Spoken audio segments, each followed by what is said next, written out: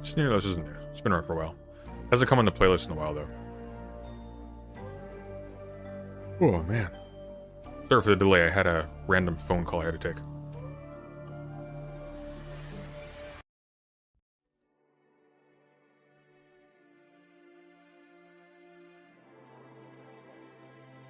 President is the worst Sunday flavor. I dare say it probably is.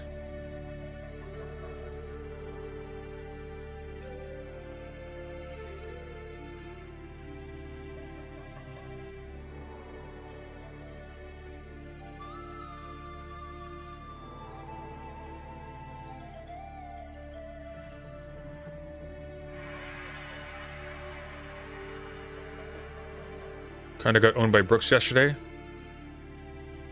Not really. I don't think he was really addressing what I was talking about, because we had this whole long argument about, like, what qualifies as literacy. Like, I agreed with the point he was making, which is, like, there's a perverse, unscientific, strategy for teaching English that seems to be lingering, despite being widely discredited in, like, especially like well-off universities, or well-off, sorry, primary schools. But then we got into this whole thing about like where, well, actually this kid, like, that was being held up as an example, like very distinctly knew how to read, was making a joke based off the writ of the instructions.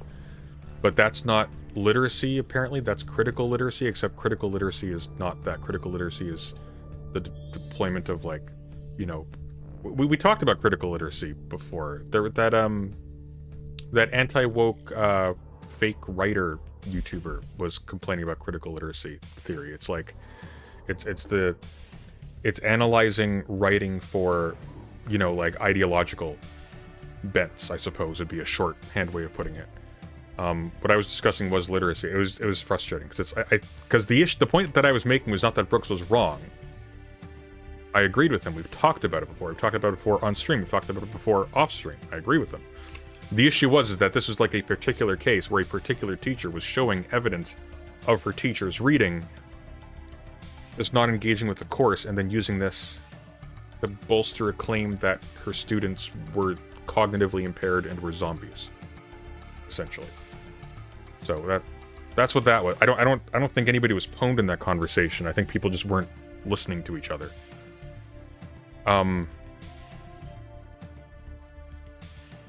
thought you could hit him with the old critical literacy. I didn't say critical literacy. I think he thinks critical literacy is like critical thinking and literacy, but that doesn't matter. Doesn't matter. Feeling better? A little bit. It's been a rough week.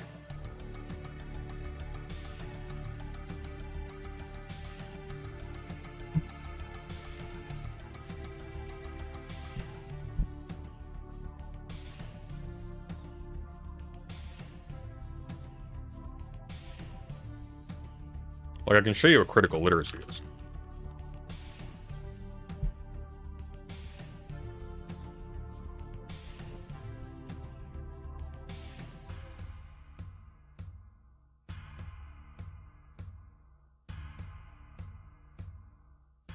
Like, critical literacy is this thing. It's like...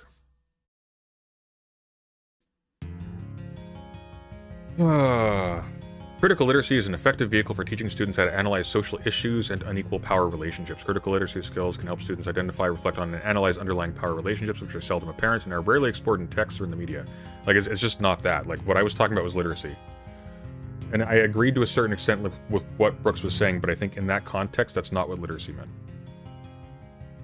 So...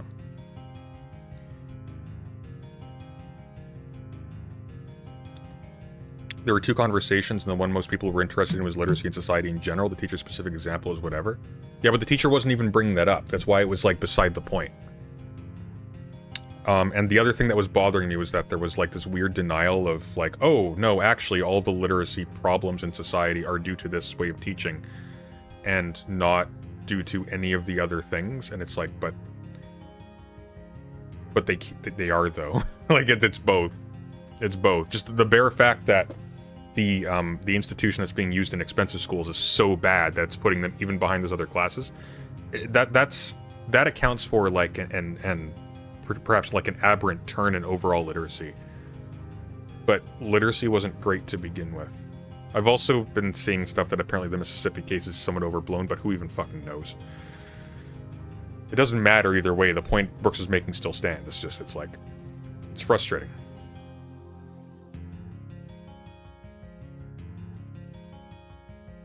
Sunday literacy is familiarity with the conventions of written language. Brooks literacy is the ability to decode codes. Yeah, but the thing that I was arguing, though, is that the student in the example was decoding the codes. Brooks was making the argument that the specific example the teacher was holding up was not decoding the codes. That's why at the end of our conversation he asked, do you think you understand the student better than the teacher? That's why I was getting frustrated, because it was like, stop trying to win the argument. We can have a conversation. Just, anyways. It's fine, it happens. But no, nobody was pwned in that conversation except the audience. My apologies.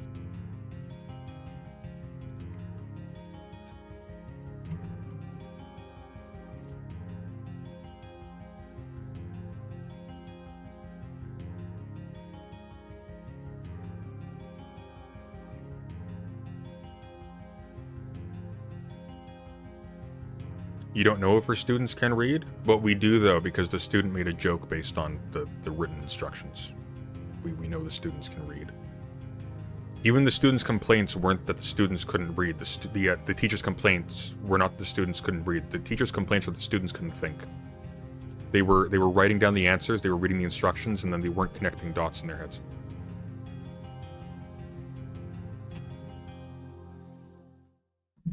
You also can't, like, bluntly, like, you can't, just going back to the Vosh thing, you can't attribute that to people using social media. Social media is primarily a textual means of interacting with each other. If people are texting each other constantly, they are reading. They are reading. You can't text and read. Unless the assumption is that students are somehow magically navigating their phones to get apps that read it out to them without reading their way to those apps. Difficult to do, but who knows?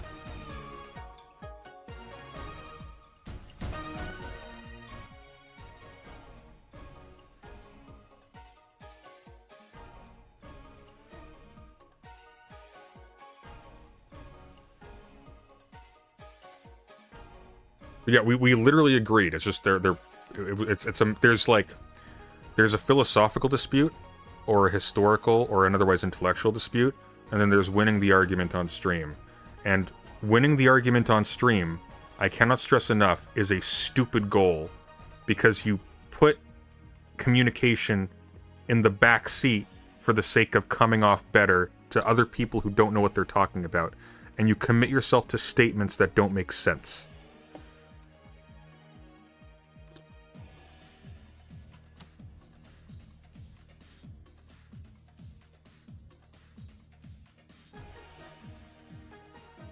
There's other booktube stuff I wanted to cover, though.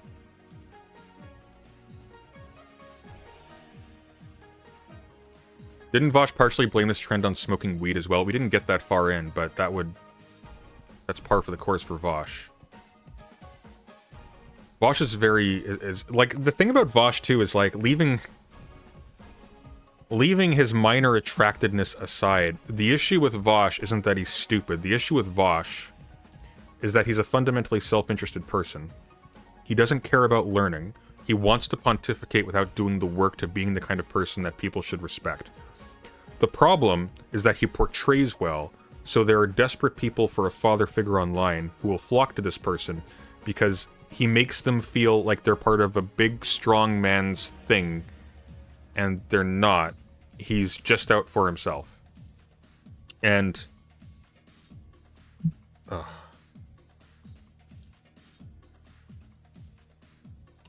From a viewer's perspective, the whole argument was enjoyable to listen to, and y'all didn't enjoy it either, so maybe we should move on to the next thing.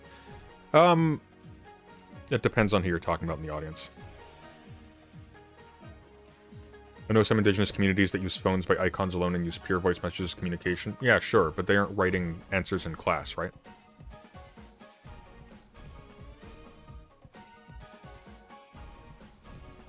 So, it's a different thing. Alright. This is a YouTuber I actually kind of like. Wait, do I? No, I'm thinking of somebody else. I don't know who this person is. Amy Shira Titel. Books are bad now and I blame the internet. I thought this was that person who read those Onision books. I'm actually drawing a blank here. I don't know who this is. Okay, let's see. Books are bad now and I blame the internet. Books are not bad now, by the way, guys. Books are not bad. You know what's bad are YouTube recommendations for books. That's an interesting shelf behinder, though. Let's take a gander. What have we got? I can recognize none of these. I hate that I can't recognize books because of how blurry everyone's backgrounds are. However, this one right here, that's either a Franklin Library or an Easton Press edition of something. I am certain of it.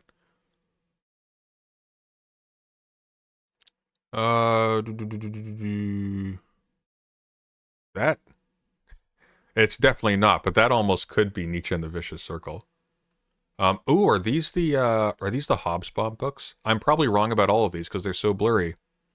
But whatever. Whatever. This one looks familiar. I don't know what that is, though. Anywho, this one back here, if it wasn't so tall and so long, could have been the Heidegger basic writings. Moving on. Hello, I'm Amy, and welcome back to my second channel where I like to play with ideas. I like to play. My main channel, The Vintage Space, is where I make big ol' videos about mid-century science and technology, but I have things I want to talk about that are not that, so here we are. Hi. Today it's books, and specifically novels, because I feel like there's something happening in what we read and how we read, and also like there are a lot of really bad books out there right now. Am I right? Is something making... There have always been a lot of really bad books out there. Here's where I think this is going to go, and this is where I would tend to agree immediately. The nature of book talk and TikTokers promoting books and the emergence of ChatGPT as a tool that allows people to get around having to read books, to review books, is that you have a whole lot of people who are promoting books because they are popular, not because they've read them and liked them. And a whole lot of people who are able to network very well because of their class position are now able to publish garbage and get it widely spread around, and it can become a viral phenomenon without actually being any good. R.F. Kuang is a great example of this. They're like, and you'll notice these in like bookstores now. There will be like these stacks of like young adult novels, just mountains of them all at once. They'll all have like printing on the end covers, just doing everything to like attack you visually, but they have nothing to recommend them in terms of content. They are horribly written. They are very bad, very dumb, very shallow, very vapid. And the authors are often terrible people. And the authors are often also like very young, very not super well educated, not people you typically would be super excited to read a book by. Just because their sole background is, I had money and free time. Which is not very exciting. Donna Tartt is great, yeah, but she's also written like 4 books in her lifetime, and she doesn't do that. Like the spread of Donna Tartt's novels is sort of a different phenomenon, because that started earlier. Donna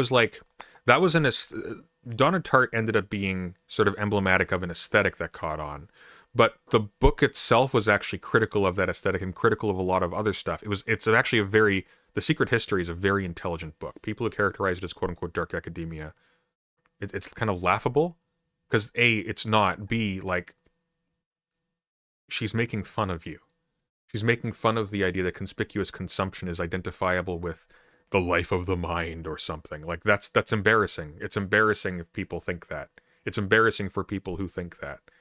The whole dark academia aesthetic is literally just, I bought stuff with these colors. Aren't I so clever and smart and deep? It's lame.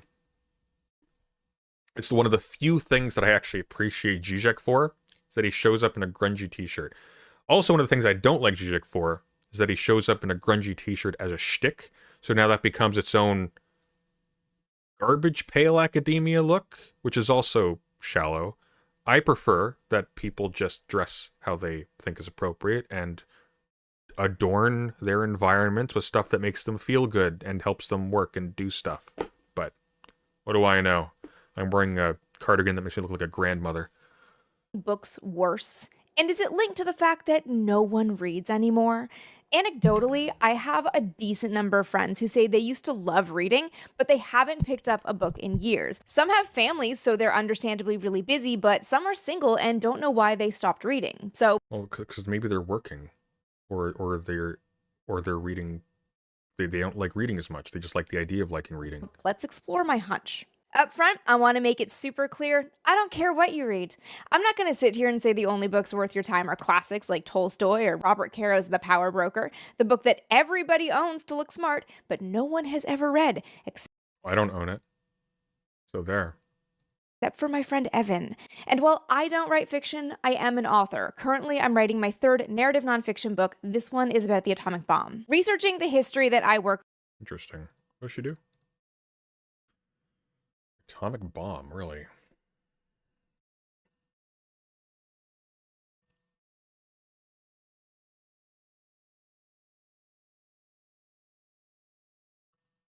Mid-century history, must about science and technology. So what is she? Is she like a historian, or is she just sort of an indie person who just does this, which is fine? I'm just curious.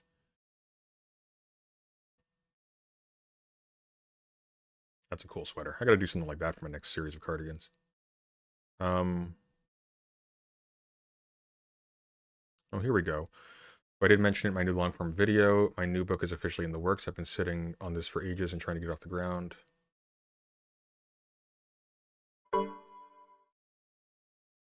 At Smith Black 5945 super chatted $5. The Greek Club actually read books. They probably read more books than most dark academia enjoyers. Who are the Greek Club? Interesting. Okay. Well, that's cool. On means reading a lot. And in my case, it's usually very dense text full of technical terms and too many names and way too many acronyms, or it's dry official reports. I find that I struggle to focus if I'm not in a space where I'm actively enjoying reading, which is why I also always have a novel on the go. I read on the treadmill and before bed every night. If I'm struggling to focus, I'll take a break and read with coffee for half an hour. But whatever I'm Oh, the Greek Club in the Secret... I forget. Did they call it the Greek Club in the Secret History? I think they called it the Greek Club. Yeah, you mean Julian students. Yeah, okay. Sorry, you put the Greek Club in caps, and I don't know if I'm having a stroke and I totally forget if they called it that. I don't think they called it the Greek Club, though, no? Reading my author brain is on. I deal in words for a living.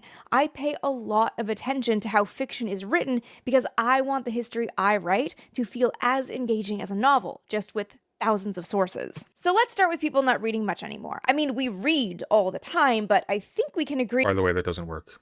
Nonfiction books are not as engaging as novels in the same way. It's just not a thing. Don't try to do it. It doesn't work. That things like what you'll get is a book that is so narrative it puts off people who are looking for just a clear exposition of the arguments and the ideas and the history. And it won't appeal to people who will just read a novel instead. Just saying. road signs, labels, fighting in the comment section isn't really the same as engaging critically with a novel. And it's not just a trend with my friends. Let's look at some numbers. A joint study from the University of Florida and University College London found that daily reading for pleasure in the United States has declined by more than 40% over the last 20 years. The National Endowment for the Arts reported in 2022 that only 48.5% of adults reported reading one book in the previous year, compared with 52.7% in 2017 and 54.6% in 2012. Fiction rates were even lower. 37.6% in 2022, down from 41.8% in 2017, and 45.2% in 2012. And it's not just adults whom you could say have more stress and more responsibility. Darkwana, you're wrong. That's not what critical pedagogy is. Critical pedagogy is related to critical literacy. It's actually from that. You're strike that, reverse it. Critical literacy is derived from critical pedagogy by Paulo Freire. You're wrong. Once again, it has to do with like understanding power structures and ideologies and so on and so forth, and analyzing them and deriving them from texture reading. It is not the same thing. Responsibility, because that's a perfectly valid explanation for less leisure time.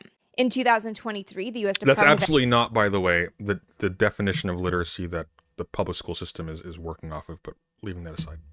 Education's National Center for Education Statistics reported the number of 13-year-olds reading for fun at just 14%. That number was 27% in 2012. And then there's reading scores. The same report said that graduating high school students' reading score in 2024 was 10 points lower than in 1992 when the data was first gathered. So reading rates are down. And experts are worried about the effects because reading isn't just a nice pastime. Reading impacts literacy. But it's not just about knowing words. Literacy is really thinking critically about a text and extrapolating lessons, which means reading can indirectly impact things like your employment opportunities or job growth, your health, and your cultural understanding. If she's blaming the internet for this, that's a mistake. That's a mistake. All of these stats make me think of this op-ed I saw in the New York Times a year ago. Popping in while I edit quickly because there are too many to literacy that are being confused. Yeah, but the problem is the other kind of literacy that is being confused with the one that I'm using isn't called that. It's something else. And secondly, that's not what's under discussion here. Also, this conversation is where Brooks would be very correct. It is not, the internet is not the reason for this. I don't like this argument at all. Because I butchered this author's name. It is Jonathan Malasic, wrote the op-ed for the New York Times. Okay, back to better lighting. Is from Southern Methodist University. He taught a general education class on the meaning and value of work. In 2011, he assigned 9 books, all of which were discussed in a tutorial setting, desks in a circle, and he said the students got through the material well. 13 years later, he said, a period that, quote, included a pandemic and the advent of generative AI, that reading list seems not just ambitious, but absurd.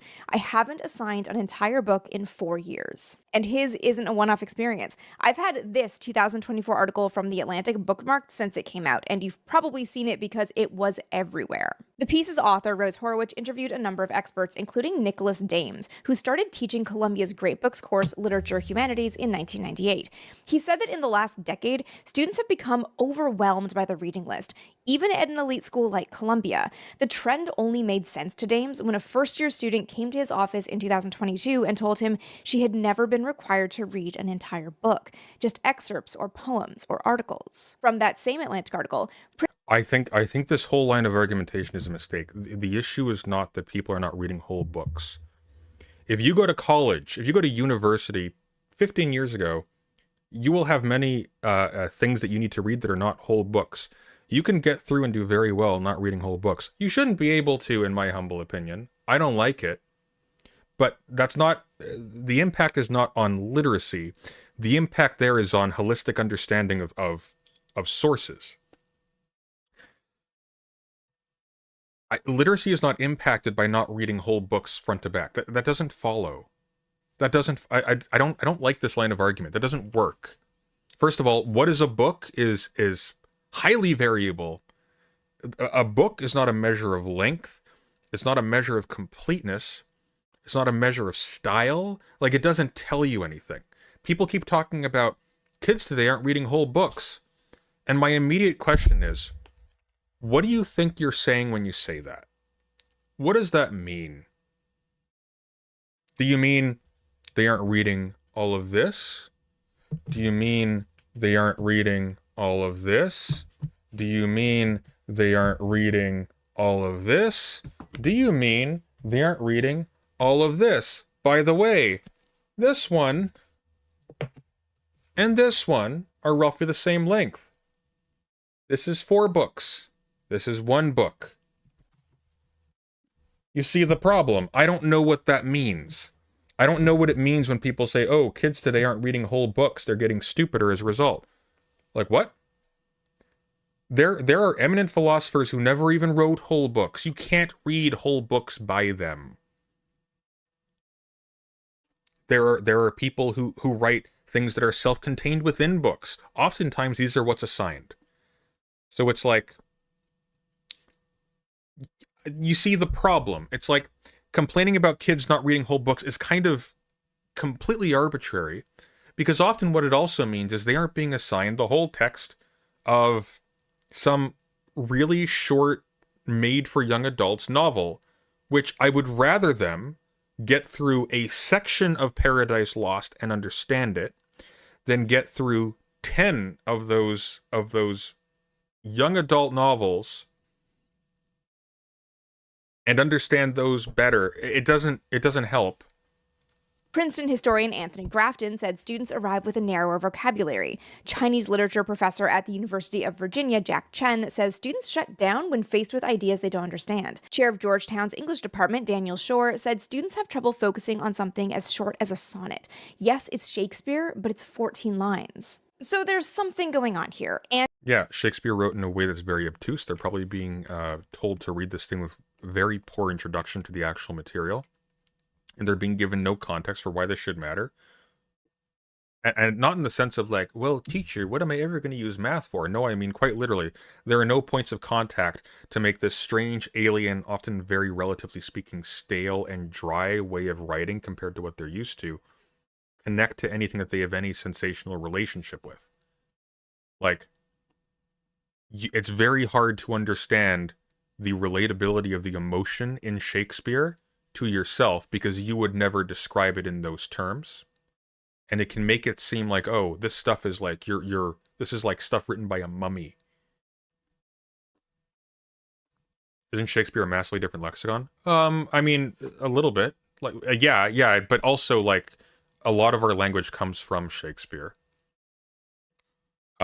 His Dark Materials would be a great book to assign. Those are pretty good. If you did that as like a preview to like a Paradise Lost or whatever type course, that'd be awesome. And it made me think of my own experience. I did the International Baccalaureate in high school. If you know, you know. And one of the courses we had to take was Theory of Knowledge. The big thing in that class was the extended essay, basically a mini research paper. When I got to university, where my first year was entirely a Great Books course with just one elective, I definitely had a leg up from having learned to write a research paper, because we had to write one every other week. The IB workload also helped prepare me for the assigned reading list that could be as much as 4 texts a week, at least one of which was usually a full book. Did I read every word of every book? Definitely not. Why His Dark Materials for Paradise Lost? That's the title's a line from Paradise Lost. Did I try to get through as much of each text as I could? Yeah. So if college students are now struggling to read full Not the title, the series label. What do you call it? What do you call it? It's just the series name? I don't know. Books, what happened in their foundational years in high school? But even that has to go back. Imran says, I'm not going to say something isn't happening with literacy today. There's too much coherence among professors to wholly dismiss the phenomenon, but Sunday is right in that these analyses are imprecise. I would never challenge the idea that there's not something very bad happening with literacy today. There absolutely is. I don't like these analyses that just throw up like reactionary bugbears of Kids today are not being made to read stuff. Because oftentimes the reason why these things are happening is because the previous system wasn't working in some way. And this was an attempt to try and get the students to read better. And maybe it fails, but it's like you're conflating a long sequence of bumbling attempts at a cure with the disease. And I fundamentally think that the issue here is that students are going to school, they're being thrown into an alien environment, they're having stuff shoved in their faces, and they're just expected to get it, and if they don't get it, they are effectively left behind, but then brought forward as a technicality. And that's it. Like, this is not a way to get students to engage with material. And in addition to this, like Vosh in the video we were watching yesterday was recommending, well, they should just hold kids back a year. You know what happens when you hold kids back a year? They are ostracized from their friend group because they look like losers. That's the read. There must be something wrong with them. They get isolated, and they typically drop out. In fact, I think I was reading a statistic last night that said something to the effect of, like, if they get held back twice, they're basically guaranteed to leave. You're basically kicking them out of school. It's silly. It's a silly solution to the problem. It also blames the kids. Like, hey, this thing that didn't work once, let's do it again. Why?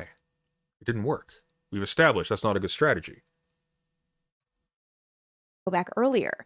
What was their foundation for reading? And here's where I have to make a disclaimer. Okay. I was raised and educated in Canada. I don't have any firsthand experience with the US education system, but apparently phonics isn't necessarily the standard here. I don't... Oh, good. Good. Okay. Good. She went there. Good. Nice. I was worried. Remember learning how to read. The first book I read was at least partially memorized, which kids do, and it was Moo Ba La La La. Great book. Strongly recommend. But I've never heard of that. I remember reading it with my dad and sounding out the words. I have a stronger memory because my mom videoed it to send to my grandma in Maine of reading American Girl books out loud and my mom urging me to sound out the words I didn't know.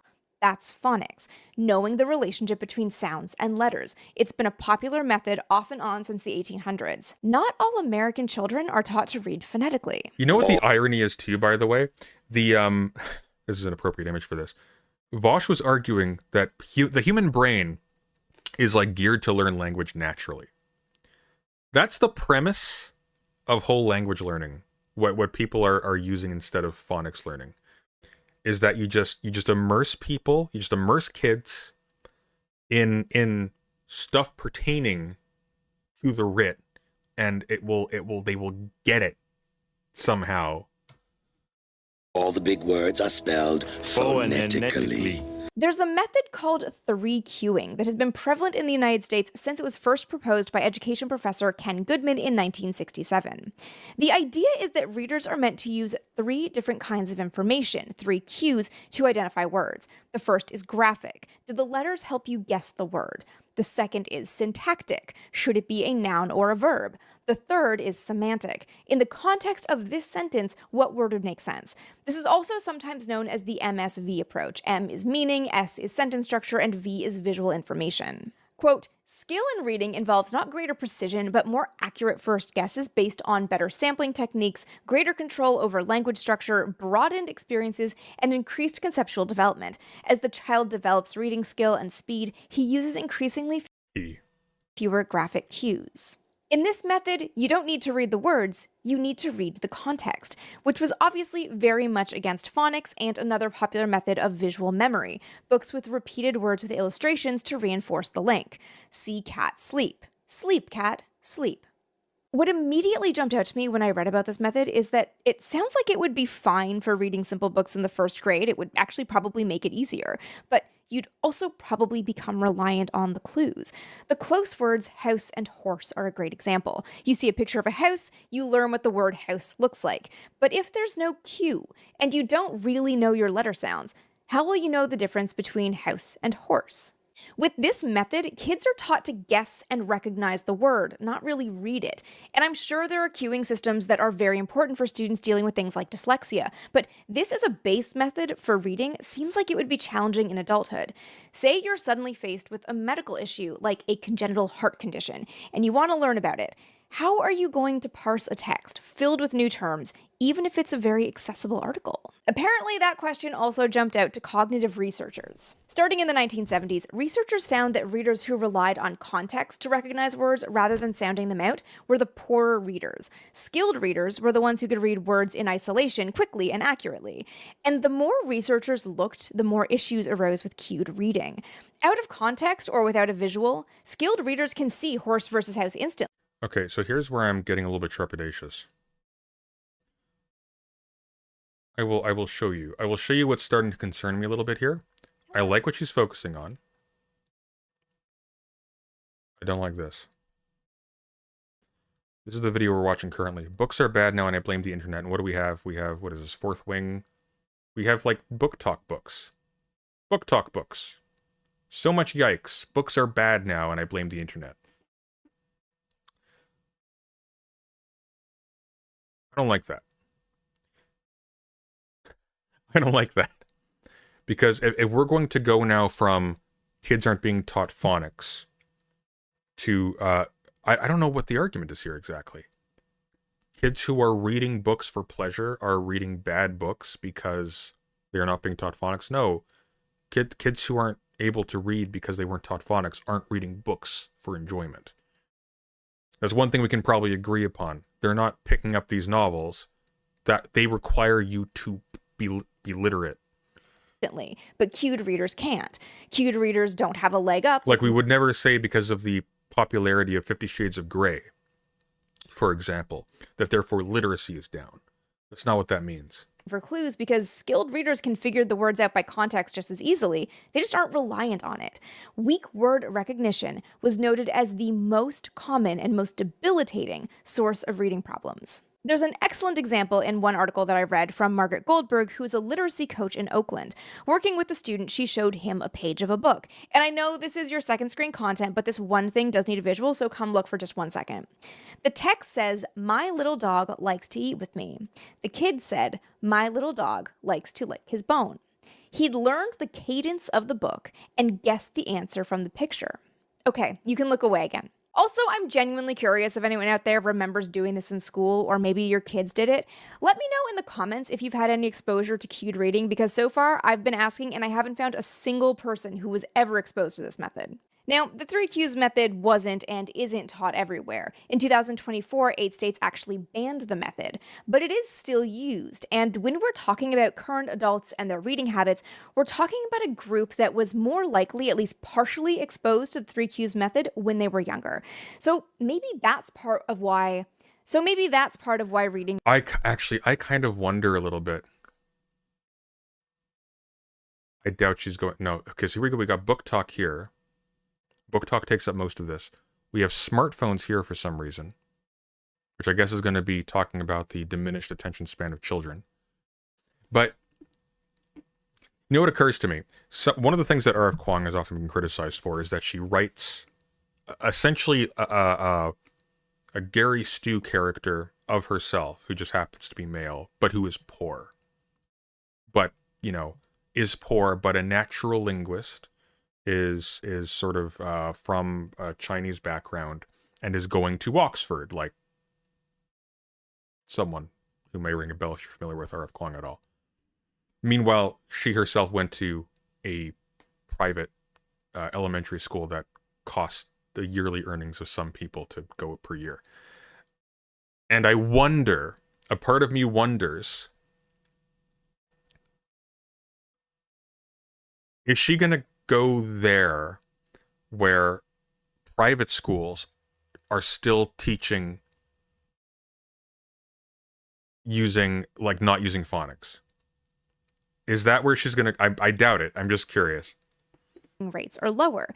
It's gotta be hard. Because book talk should not be affecting literacy rates. Book talk is selling books, fundamentally. It's book fandom.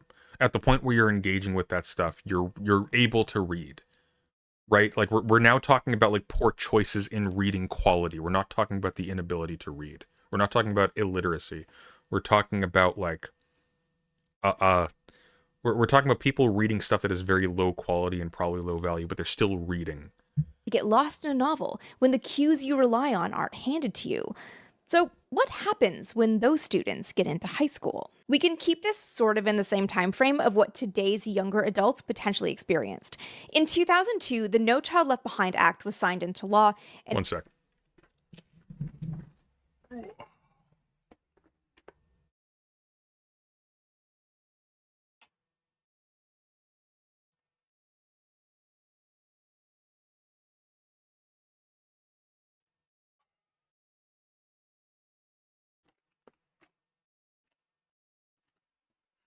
That white cardigan was visually offending me every time I looked at it. Just, ugh. Awful thing. I've condemned it to hell. And it brought a ton of testing into schools. When it comes to reading, these kind of tests don't require you to parse the themes and imagery in a novel. You just have to demonstrate comprehension of a small passage. And while No Child Left Behind was replaced by the Every Student Succeeds Act in 2015, there remains an emphasis on standardized testing in the classroom. I hate the sound of this because not all students are good test takers, and those students might have learned a ton in class, but their grades won't show it. I can only imagine this has far-reaching effects, but when it comes to the reading part, don't you want the whole story? I can't imagine reading an excerpt from, say, Slaughterhouse-Five by Kurt Vonnegut, which we read in the 10th grade, and not wanting to read the whole thing. But there's a lot more to only reading excerpts. Both social science and humanities link reading, Okay, here we go. This is what I want to hear. especially fiction, with positive social effects. Psychology has found a link between reading and improved social cognition, which is to say better social competence and interpersonal skills. This is the mental operations we use for social interactions and in social situations. Okay. Basically, you become a more well-rounded member of society, and that is backed by neuroscience. Okay, but what is the point here relating to reading excerpts?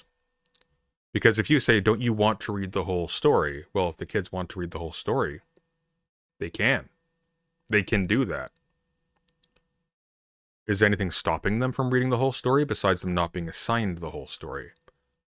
I would like to see an argument here that these are related in some way, because I, just as an anecdotal example, I read books for enjoyment when I was in school.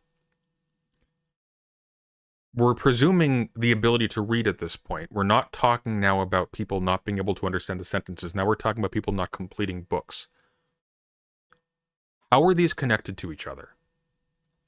And while I am not a neuroscientist, I am a science writer, and I think this is interesting enough to mention. Reading and social cognition both recruit your brain's default mode network. Now you're losing me. First identified in the 1990s, the default mode network isn't a set of lobes, it's a network of lobes, though some researchers say it could be multiple networks working together. Either way, this network displays suppressed activity during cognitively demanding tasks or when you're focused on something external. It also displays higher activity during moments of quiet and internal focus. And it's thought to be active when you make social inferences. What's the point here exactly? Just to be clear, no, we actually don't know what is going on cognitively when you are reading. Just to be clear, we have analog means of reading brain activity. We don't know what that means though. We don't know what that means. This is getting really dumb really fast. It's important to social cognition. A 2015 study We've gone from it seems to it's important to social cognition. You can't just make that leap. Listen to the jump she's made. demanding tasks or when you're focused on something external. It also displays higher activity during moments of quiet and internal focus. And it's thought to be active when you make social inferences. It's thought to be active when you make social inferences. It's important to social cognition. It's important to social cognition. We've gone from people speculate, people think, people believe, tentatively, provisionally. It's related to this. It's important to this. People think it is. We just made a leap from people speculate, people assume, people guess to this is a fact. No, that's not how that works.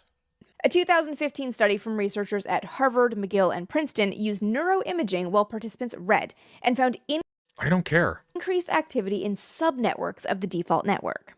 They also found that the participants Okay, what does that mean? who read the most fiction were the most socially cognizant. The What does that mean? simulation How are you, wait, hang on. How are you gauging this? of increased activity in subnetworks of the default network. They also found that the participants who read the most fiction were the most socially cognizant. What does that mean? What does that mean? The simulation of social content in fiction actually enhanced their real-life social cognition. How are you measuring this? How could you conceivably measure this? Like, think about this for 5 seconds. How do you measure this? Do you follow them around with a hidden camera and you watch? How do you measure this? If I'm reading all this right, and I think No, you could be reading it perfectly. How? How are they measuring this? Show us the methodology. By the way, just to be clear, there is no methodology that allows you to gauge someone's social cognition in the real world, because you would be interfering by definition by observing. You can't do that. That's not how this works. that I might be. In simple English, reading activates the parts of your brain that help with social interaction, social intelligence, and things like empathy. But none of this is proved, none of this is established, none of your definitions are established, and this is all launching off of people think this part of the brain relates to this. Dude. But your brain can't play through the full social experience in a book if you're only reading a couple of passages. Says who? What it said? Hang on. No. Now we come back to what the hell do you mean when you say kids aren't reading books anymore? Because there are books that are short. There are books that are repetitious. Let me tell you something. You could read a few passages of Ayn Rand's Atlas Shrugged and get it. The whole thing, you can get it.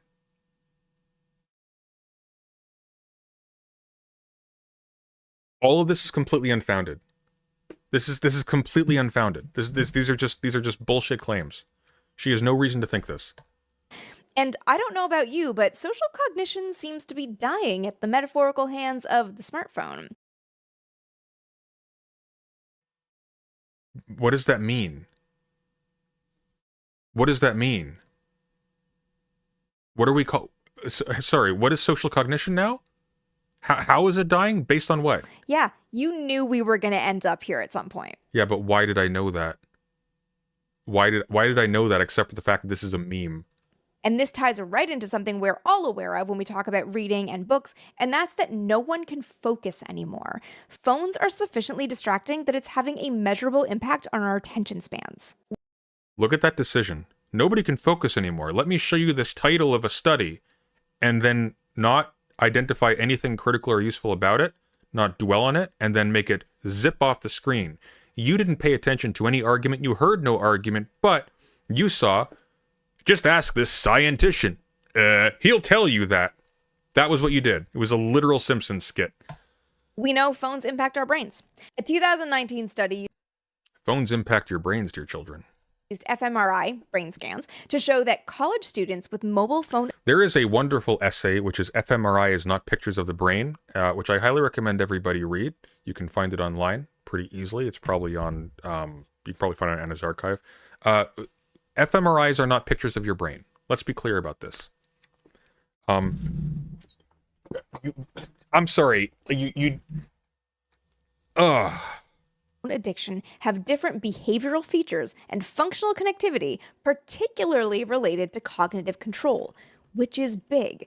Cognitive control is the processes that allow us to encode information, select appropriate responses, and inhibit the inappropriate ones. It's part of... Like, talking about literacy for a second.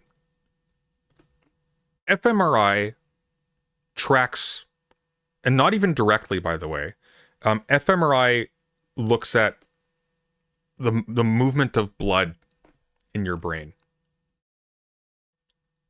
That's what fMRI looks at. It has zero access, like none, to actual mental activity. It doesn't do that. An inference is made that something is happening here based on self-reports by the patient, combined with observed movements in blood flow in the brain. That's how fMRI works. And it's important, and it does tell us stuff. It does not tell you what reading does to your social cognition. That is not accessible to fMRI.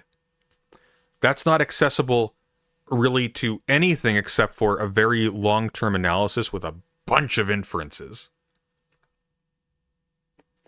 Ugh.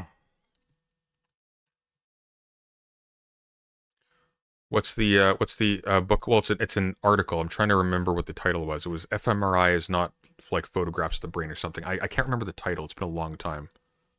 Oh, here we go. Are neuro images like photograph? Is this it? This might be it. It might be this one by Roskies. When was this published? This was published in 2007. It might be this. It might be Adina L. Roskies, Are neuro images like photographs of the brain? I'd have to double check. I read this in college a long time ago. It was a very university rather. It was a very good seminar on images in science, philosophy of images in science. I got an A+ in that paper too. That was a good seminar. Information processing, attention, working memory, organized search, internal models, and flexibility of thought and action. In a 2025 study, researchers found that young adults with phone and internet addiction show functional and resting state brain abnormalities compared to controls, Okay, what does that mean though? including functional impairments in reward and executive functions. Okay. We also know phones impact our interpersonal relationships. A 2022 study into the phenomenon of phubbing, or snubbing your friend by looking at your phone, found that people felt the negative effects when they were ignored by someone scrolling, but didn't make that connection to the negative feeling when they were the ones doing the ignoring. Then how are you inferring the first thing? We also know that social Wait, no, sorry, hang on, that doesn't work. Sorry, they were the ones doing the ignoring. Okay, so they're ignorant when it... Okay, fair enough. media is I designed spoke too soon. to be addicting, giving us micro hits of dopamine with every new post so we stay on the apps that are ultimately just trying to sell us things. It is awful. Phones have taken over from books in spaces that used to be filled with them. Commutes, planes, coffee shops. Of course, people read articles online or use something like the Kindle app, but I'm willing to bet a shiny penny, because I am not a gambler, that a good number of those people are scrolling. A 2018 study published by the American Psychological Association reported that less than 20% of US teens had read a book, magazine, or news. Teens today spend more time on social media than reading. More time on digital media, less time reading. Obviously, though. Like, obviously. I don't like this. 1 of every 3 teenagers has not read a book for pleasure in a year, study says. You know who hasn't read a book for pleasure in a year? Me. I haven't read a book for pleasure in a year. I read books for work. I read a lot. Not reading a book for pleasure is not a sign that someone cannot read. It may be a function of people not having time. It may be a function of, like, people spending more time with friends. Maybe you don't even know what kind of conversations they're having on these digital media. Probably not very deep, let's be clear. Some of them are. The point is, it's like, none of this is actually getting at an actual explanation of a cause. Like, at all. 1 of 3 is surprisingly low. I'm glad you pointed that out. That is actually only 1 in 3. That's pretty impressive. That's way less bad than I would have thought. Association reported that less than 20% of US teens had read a book, magazine, or newspaper daily in the last year. Daily? That's a big caveat. Daily? What? A 2018 study published by the American Psychological Association reported that less than 20% of US teens had read a book, magazine, or newspaper daily in the last year. That's terrible. Outside of school, of course. But more than 80% of respondents said they had used social media every day.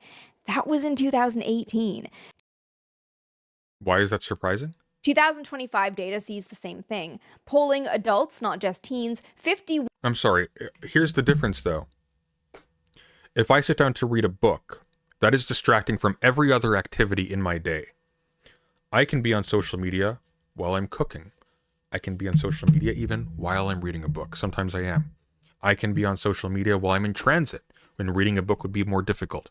I can be on social media when I'm waiting outside of a doctor's office, waiting outside of an appointment, waiting to visit a friend, whatever, because it's easier, less time consuming, requires less time commitment than reading a book.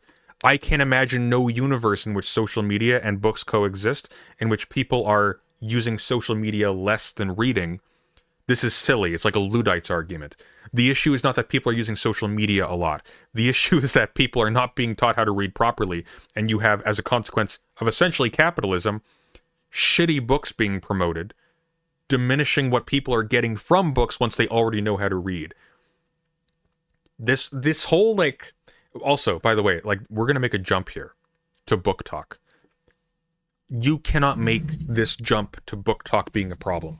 Because right now we're talking about the failure to learn how to read. One thing by itself over here, and then now we're jumping to people aren't reading enough.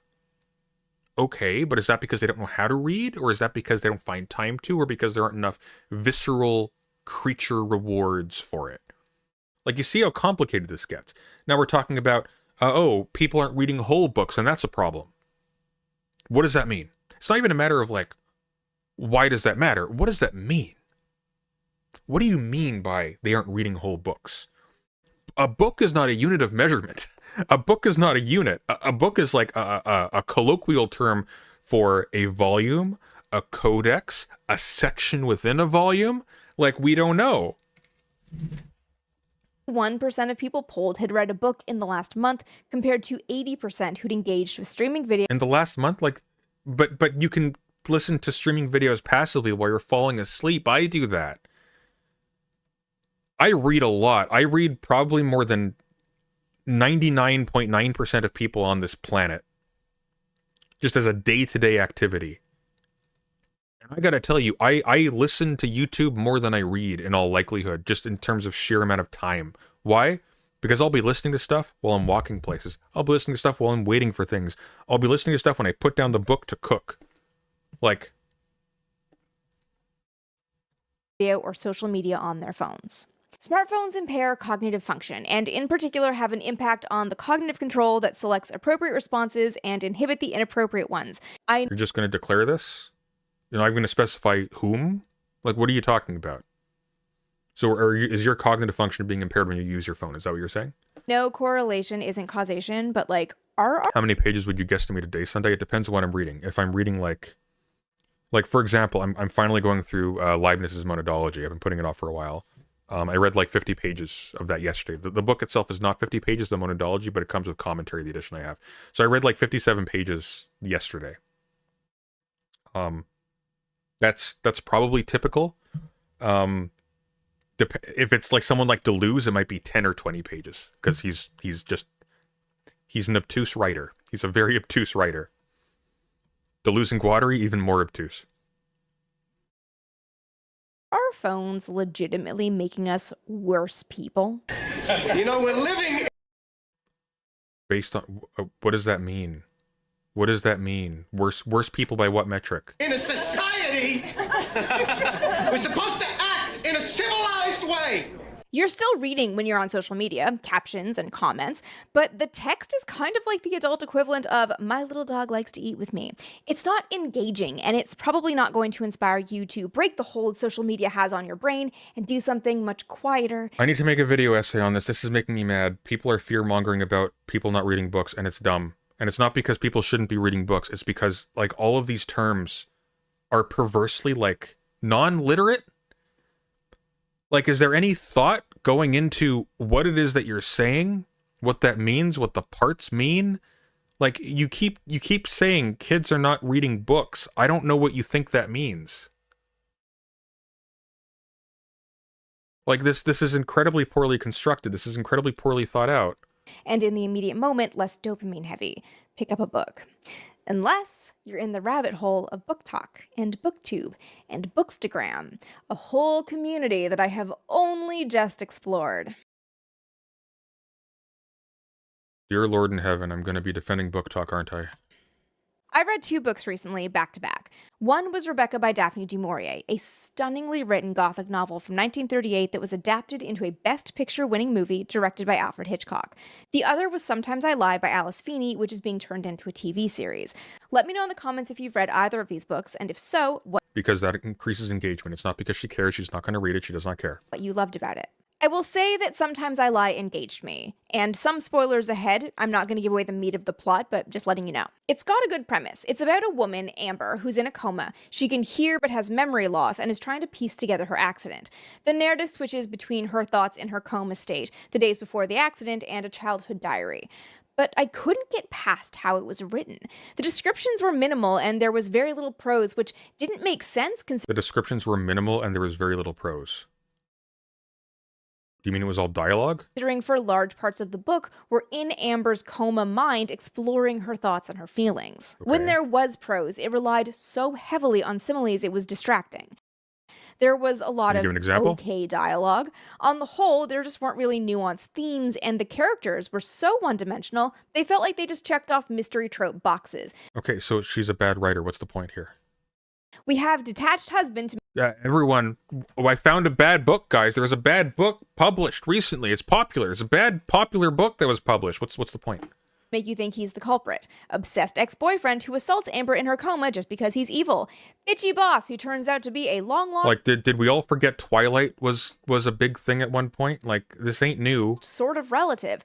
Best friend who, it's revealed, is imaginary. Remember anyone from like a religious background remember when all of your family were like freaked out by the Da Vinci Code? Oh no, the storybook author said that Jesus wasn't real or something. It's like, this is not... Dan Brown's a very bad writer, by the way. This is not fun. Fun, though. Fun. Fun bad. Dan Brown's fun. Bad, though. Very bad. Absurd, but fun. Who cares if there's a bad book? There are always bad books. Lovecraft wrote bad books. He's from that the period of that other book you like. There are bad books from hundreds of years ago. Anti-Machiavel sucks. These characters disappeared the second they weren't useful anymore, and on the whole helped the plot so little, I questioned why they were there at all. Okay. And the book just felt like it was hurriedly spoon-feeding me plot points. The paragraphs were short, the language was simple. It felt like it was written to keep modern short attention spans engaged. It felt like it was made for TikTok. Or it just wasn't a well-written book and it was lazily written. Like, maybe do you think there was like a mastermind behind it who was like, oh yes, I will capitalize on the shortened attention spans of modern readers by making a book that is curated for that. You wouldn't make books. You'd make something else. Like, why would you base a writing project off of the attention span of TikTok users? You would do some other kind of media. What's happening is not that it's made for TikTok. What's happening is that TikTok is promoting bad books because bad authors with money and connections are able to get exposure. That's the problem. Like, you want to know what gives me hope? You go onto Reddit, people are tearing these books down. Everyone who reads them doesn't like them. R.F. Kuang's latest Catabasis, nobody likes it. Negative reviews. You have a bunch of people who are very sad because they want to like it. Why? Because R.F. Kuang's first novel was The Poppy War. R.F. Kuang's, I guess, 4th novel, Babel, had some, like, it was their first exposure to those vibes. They liked the vibes. They liked the aesthetic. They liked the themes. It wasn't necessarily very well done, but if it's your first exposure to something, it's like a lot of people grew up reading Aragon. Aragon's basically a beat-for-beat ripoff of Star Wars. Paolini's like a passably competent narrator, though. They're fun novels, and that's what got them into reading. That's perfectly fine. They then move on from there. R.F. Kuang tries to capture that lightning in a bottle a second time. Doesn't work because her audience has matured and they realize it's bad.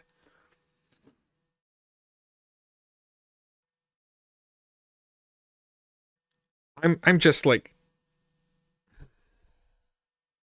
I started exploring this idea and I came across a blog post from the orangutan librarian, whom I do not know, but this stood out to me. That's a Discworld reference.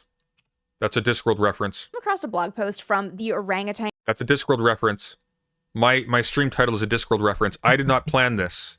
Further proof that I am God and all of you are figments of my imagination. It's making sense more and more by the day. Librarian, whom I do not know, but this stood out to me. I've noticed a downward trend in the quality of recent releases, they say, citing a rise in predictable plot points and paint-by-number stories. I haven't. I've noticed a trend, though, in the books that are promoted on TikTok, on Book Talk tables at Indigo, which is basically Canadian Barnes & Noble. Is there a Barnes & Noble in Canada, too? I don't know. But, like, you will see that stuff promoted, because it's a social phenomena, so like bookstores try to capitalize on it. This is not because books are getting worse. People are still writing good books. Good books are still coming out at the same rate. There are still good books. Like the fact that there is a trend towards promoting bad books because they align with particular aesthetic values on TikTok, and because rich brats bluntly are able to self-promote really effectively when their writing is bad, does not mean that good books don't still exist. It doesn't mean that books are bad now. There are good books coming out constantly. Which this absolutely was. I've heard this is also happening in fantasy, which is just a genre I don't read, but fantasy is generally garbage. But actually, by the way, this isn't happening in fantasy. This has happened. Fantasy is this happening by and large. There are good fantasy novels out there, but by and large, after Lord of the Rings came out, a whole bunch of people jumped on aping the aesthetic and the material size of the books.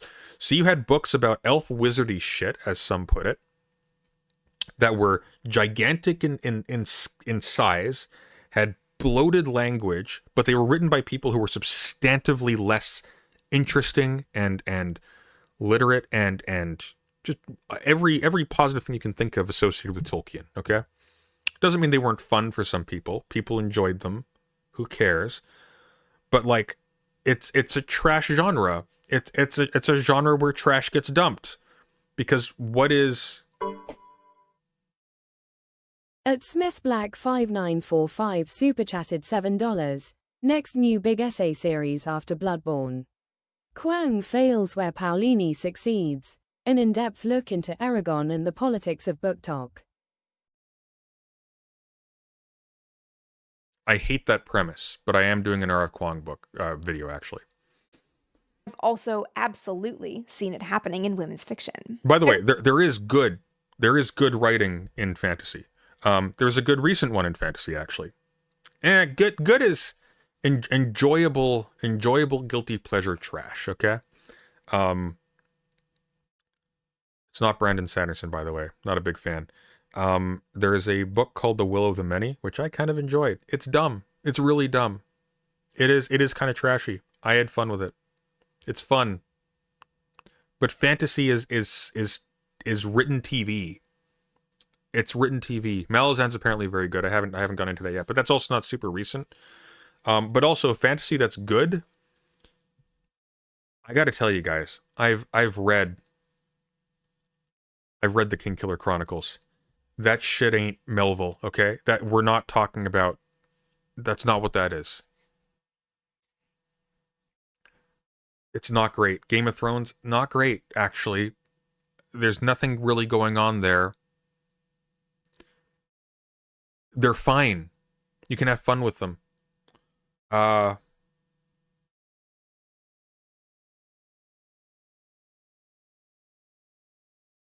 to think. What have I read that's recent that's on my shelf?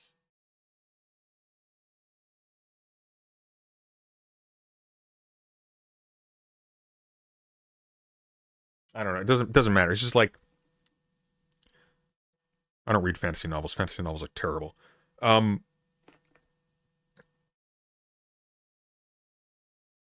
Oh, yeah, just it's not happening in fantasy. First of all, Book Talk is largely promoting fantasy, but it's not happening in fantasy. It's across the board. the people who will promote stuff like, oh, I read, I don't know, the Glass Bead game. I read the Glass Bead game, or I read Moby Dick, and it was really good. I read House of Leaves. It was really good. Let me recommend you some other really good books like this one by R.F. Kuang, who happens to be getting book talkers a lot of money by appearing in interviews when they praise her book. You think there might be some perverse incentives there to praise bad books because it gets you money and attention? Because it lets you leech off of the attention that the author is already able to leverage? I read a lot of women's fiction. I love Sophie Kinsella. These books to me are like diving into a rom-com. They're fun, they're cozy, and an excellent tone shift when you're writing about the atomic bomb all day. So I'm always up to try a new author, and a couple years ago I grabbed this, A Not So Meet Cute by Megan Quinn. Down on her luck woman fakes an engagement to a gorgeous tall billionaire as a revenge plot, but ends up in love. Not only were the characters flat and the intimate scenes needlessly graphic and way too focused on the gentleman's size, Were the sex scenes too graphic? Lady, I think you picked up I think you picked up one of those novels. I think this is one of those 50 Shades knockoffs. Who died recently?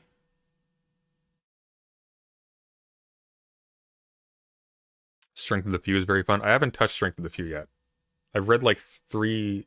I'm reading on my Kindle, so I want to say like half to 3/4 of the first one. It's a big chunker, the Will of the Many, but I enjoyed it. It's got a nice, you know what it is? It's like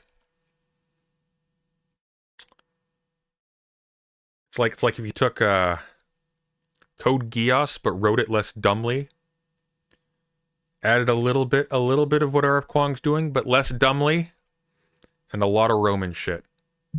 And that doesn't sound very appealing, but it's actually pretty fun. It's like a big, really good Dark Brotherhood quest line. Okay, I'm not selling this well. I don't want to sell it well. I think there's better stuff to read. But Will of the Many's okay. The book glorified a very questionable relationship dynamic of creepy control that deliberately and almost gleefully bypassed consent. But that wasn't even what bothered me. I've read books with depictions of adult themes. I read Catch-22 recently, and it's got far more troubling depictions of men treating women poorly, but in Joseph Heller's case, it's purposeful. It's part of building... It doesn't need to be purposeful. It's just a part of life. Why is the assumption that any representation of intimacy that goes too far in terms of detail for your personal comfort is therefore a bad thing? What if they spent that time describing food? A lot of books spend a lot of time describing food. You should read A Picture of Dorian Gray by Oscar Wilde. You will never want to read the word pomegranates again. No pomegranates. Building out the main characters and their experience while stationed in Rome during the Second World War. There's a reason for it. Quinn's felt purposeless, like it was ticking off the box of requisite steamy scene. Quinn is also a bestseller. Listen, okay? Sex in books is for the purposes of procreation, and otherwise it's sin. I'm being a dick, but I think this is silly. And the book got a lot of play on Book Talk. In looking into this, because I don't use TikTok, I had to learn about... Robin Hobb, one of the few cases of a fantasy author that's actually kind of good, actually kind of fun. Some visceral stuff in there. Dan Simmons, there's some visceral stuff in there. Who else? Like, good authors.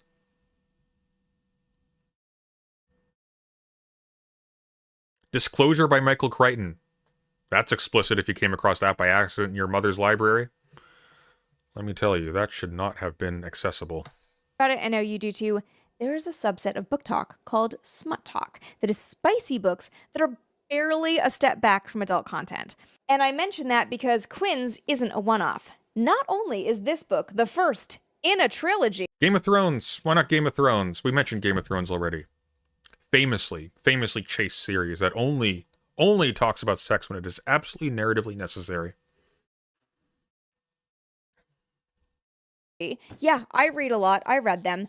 There are so many that follow the same model, and they're all kind of the same. Nadine DeSera, writing for the DePaul student-run newspaper, saw the same thing I did. In her case... That name's pronounced Nadine. Is it Nadine? With Colleen Hoover's It Ends With Us, which I haven't read or seen, but I know it's fairly controversial and deals with domestic abuse. She points out... Robin Hobb is like if Game of Thrones was what it presented itself as. That's a good description. Out that a lot of authors in that book talk space play into tropes with potentially questionable stories because it's what sells, and a guaranteed sale is ultimately the most important thing. It kind of reminds me of that era where there were like 7 dystopian young adult series that came out in a very short time. Hunger Games in 2008, The Maze Runner in 2009, then in 2011 we got both Divergent and Legend. I read all of those, they're very fun, and they Divergent wasn't fun. all kind of follow the same formula. Divergent was, what if the Sorting Hat was a social system? Protagonist is in a The problem is that it already was a social system in Harry Potter, so it was completely pointless. sort of lab experiment where they have to survive, they break out, and there's an even bigger evil on the outside. They were all tropey, but successfully kind of yanked and twisted the themes into something different. I found another article from Katerina Urin, I'm so sorry if I'm mispronouncing your name, writing for the University of Vermont's newspaper. And sidebar, why is it always mostly college students that seem to be writing about this? She talked about the same. It's aimed at teenagers. They're young adult novels. College students are typically young adults. They're typically young adults. You're talking about people who are like late teens, early 20s, largely. Sometimes older. There are people in their 30s and 40s even who go back to school. 50s even. I took a philosophy class once with a 70-year-old. Perfectly fine. Even from like a time economy standpoint, perfectly fine. There are people I went to college with who didn't live past 5 years after that. That 70-year-old probably got more out of their college education in terms of what they actually had time to do with it. But it's like, that's who they're targeting. It's their young adult novels. That's the point. Sameness of book talk titles and the lack of nuance or tact, and I loved the way she put this. I love the way she puts it. Book talk books often contain damaged male leads and female protagonists with less personality than Wonder Bread. But that was before TikTok too. Fantasy novels often feature grisly womanizers as main characters, until what we'll call the underdog turn, in which fantasy novel protagonists tended to be in some critical way disfigured or disabled, and that became the sort of resentment fueled basis for being the main character. Is Tyrion's, because here's the thing, you wouldn't care about Tyrion if he didn't have dwarfism. You wouldn't care about Tyrion if he wasn't like hated by his family. He'd just be another player, and an asshole one at that. That like particular location of him in that social rung changes the dynamic of his characters considerably. Like this is just par for the course. Their bad writers outnumber good writers. This is always the case. You know what one of the key differences is? The bad writers are able to market their stuff more and sell based off their personality. And sell based off their personal connections more. And guess what though? That isn't new. All that's happened is it's been kind of democratized. So now instead of just publishers, independent weirdos like me can then profit off of it by promoting those books on YouTube and TikTok. That's all that's changed. The volume of bad books to good books has not changed. It's always been bad books, good books. And here's the important point. The number of bad books doesn't matter because you find the good books by looking for them. At the point where you are looking for the good books and you have a sense of what that means, you are not paying attention to these, even if they multiply exponentially. Nobody is picking up, okay, I don't know, In Search of Lost Time by accident. It's not happening. It wasn't happening 10 years ago. It wasn't happening 20 years ago. It wasn't happening 30 years ago. 30 years ago it wasn't even happening with Lovecraft because you couldn't frickin' find him anywhere. Who are intent on fixing their borderline abusive love interests. She goes on to say, through the lack of nuance. It just hit me how much Sunday resembles Tyrion makes Sunday stand up. All right. This is me sitting. This is me standing. Okay. Once these books normalize, even romanticize, dubious consent, power and age gaps, and lack of aftercare to their audience of mostly young girls. I love the Wonder Bread analogy because I've long felt that that's the real reason why both Twilight and 50 Shades were so successful. Because of Wonder Bread? I'm pretty sure it's because of marketing. Both protagonists, Bella and I want to say Anna, were so nothing that anyone could slip into their skin and imagine themselves in that role. You know, that's what I think of when I consider buying Wonder Bread at the store. I never do. I think, you know what? It's like $1 more. Actually, not even. I think Wonder Bread's like the same cost as like most decent bread now. So I don't know why people buy it. Maybe that's a difference here. Wonder Bread's like $3. The in-house loaf, which admittedly is just a puck of dough that they receive frozen, but it's still like a million times better, is the same price or cheaper. You know what I think of? I think, you know what? I really need a loaf of bread that I can just slip into. And what teenage girl who feels she isn't unique or pretty enough doesn't want an older, wealthy man to fall inexplicably head over heels for her? Are you suggesting that the readers of Twilight are unattractive and that's the reason why they read it? Both dealt with adult themes and what are actually really complex and dangerous codependent relationships without any. Now we're getting into nasty territory. Now we're getting into nasty territory. No, that's not why people read Twilight. People read Twilight because it emotionally engaged them, and because it was popular, so it's one of the few things they did read. That's why. Metro 233 is actually not a bad example. Artyom is a very boring protagonist. The book is decent though. It's also like it's like it's fantasy slop. Like it's not serious, but it's fun, right? Like it's a fun novel. Like it's basically doing Ender's Game by way of Fallout, and it's fine. It's fine. I enjoyed it. I enjoyed the Metro books immensely. At least the first one. The second one kind of lost me a little bit, but the first one I really liked. He was trying to do something with the second one that didn't really hit for me. I should have, in principle, found Homer more interesting. I did not. I have found Artyom and the characters he encounters much more interesting, and the tension of that novel a lot better. It's a good sci-fi horror. Thank you, Rix. I appreciate it. But people did not read Twilight because they were ugly and they wanted to pretend to be liked by some super hot guy who likes ugly people. What a gross thing to say. What a gross thing to say. Nuance or tact, and laid the blueprint for more in the same vein. Though I have to add, 50 Shades is also written without basic understanding of human interaction or human anatomy. It is hilariously Without human anatomy. appalling, and yes, I have read them all. You gonna give an example? What does that mean?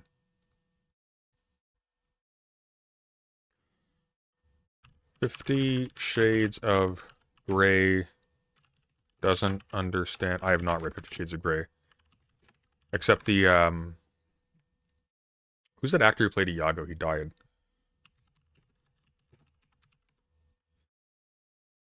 Gilbert Gottfried. I heard the Gilbert Gottfried reading of it.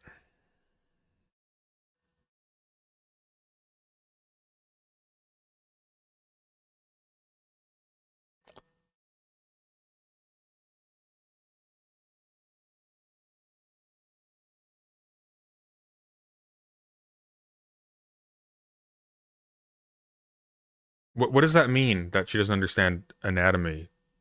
Presumably the author, you know, has anatomy. Is there a surgical side plot that I'm not aware of?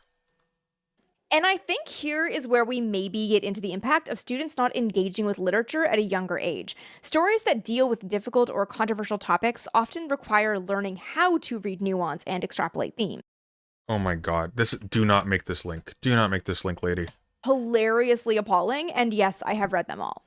And I think here is where we maybe get into the impact of students not engaging with literature at a younger age. Stories that deal with difficult or controversial topics often require learning how to read nuance and extrapolate themes, but you don't get that or develop those skills when you only read excerpts. And why do you think so? Why do you think so? A Shakespeare play in its entirety probably amounts to little more than an excerpt from your standard size novel. Why do you think so? TikTok is like the excerpt of life. TikTok reviews are short. Creators promote books based on vibes, so it makes sense when book. No, creators don't put out books based on vibes. Creators put out books based on business. This book is popular. Like, do you think Daniel Green is sitting in the back like a monk, just doing nothing but reading? No, he's probably skimming, if even that. He's probably getting summaries from somewhere. Because you don't have time. Reading something carefully, reading Dune carefully, that's a full-time job right there. That's going to take you months. That's not profitable. You need to pump out that stuff day by day, week by week. How do you do that? How do you read these boring-ass books? I hit my keyboard, so it jumped somewhere random. How do you read these boring-ass books quickly enough for the interview? And the answer is you don't. You don't. Like, I'm... This book offends me on a visceral level. And I'm reading it, and it takes time. And I'm annotating it as I go. I'm paying attention to things. I'm actually like combing through it. That takes a lot of time. If I was doing a book talk channel where I'm just doing, I'm reviewing this, I'm reviewing this, I'm reviewing this. What I would do is I would go, hey, ChatGPT, list me some criticisms of this book. List me some positives of this book. Compile these in the tone of this YouTube channel into a script approximating roughly 30 to 40 minutes, and then I'd read it off. Boom, less than an hour of work, as opposed to 40 hours of work. Like, I'm not saying Daniel Green does this, but it's like, just as an example, like, you cannot read carefully and do book talk at the same time. These are contrary to, what's the contrary thing? What do you do for that? These don't work together, okay? That is spicy books that are barely a step back from adult content. And I mention that because Quinn's isn't a one-off. Not only is this book the first in a trilogy, yeah, I read a lot, I read them, there are so many that follow the same model, and they're all kind of the same. I read a lot. You know why I don't read all that other garbage? I don't have time to, because I'm reading other stuff. I don't do book talk. I don't have time to read these and the stuff I'm reading. That 57 pages of Leibniz I read the other day, that was in place of reading something like this. You have limited time in the day. So one of the things that happens is if you're reading this garbage for book talk, you're not reading good stuff. You see the problem. If you actually cared about reading, if you were reading for enjoyment or for what you get from it, this would cost you. Reading this stuff costs you. Nadine DeSera, writing for the DePaul student-run newspaper, saw the same thing I did. In her case with Colleen Hoover's It Ends With Us, which I haven't read or seen, but I know it's fairly controversial and deals with domestic abuse. She points out that a lot of authors in that book talk space play into tropes with potentially questionable stories because it's what sells, and a guaranteed sale is ultimately the most... I'm sorry, I'm still struggling to understand. What is the issue with there being representations of sex in these books? She considers it to be gratuitous. I would challenge her to read something by Bataille. Just to be clear, like, the fact that intimate material is inside a book in detail is not a roundabout way to say that the book is bad or that is meaningless, unless you intrinsically assume that the purpose of that material is strictly for the sake of doing something unbiblical. And I cannot stress enough that none of this has anything to do with books being bad now or kids being unable to read.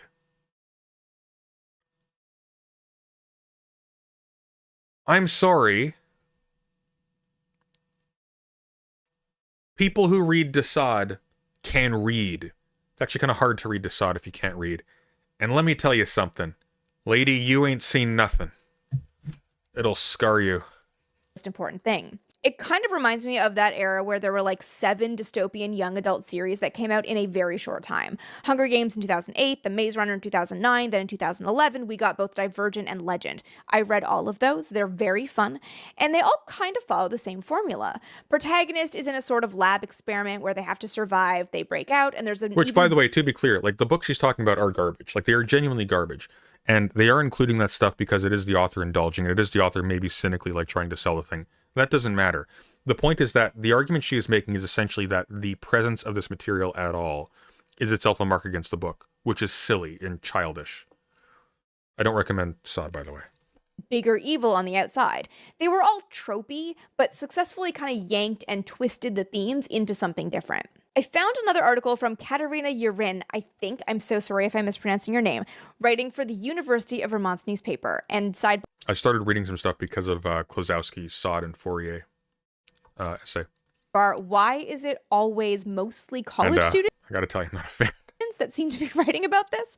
She talked about the sameness of book talk titles and the lack of nuance or tact, and The sameness of book talk titles? What? Like what? What do you mean? Book talk is ruining books. Let's take a look here. Catherine Jerk. Who is that? Book talk is ruining books. By the way, I cannot help but notice that this entire essay is written in the exact style that she seems to be criticizing. All right, let's see.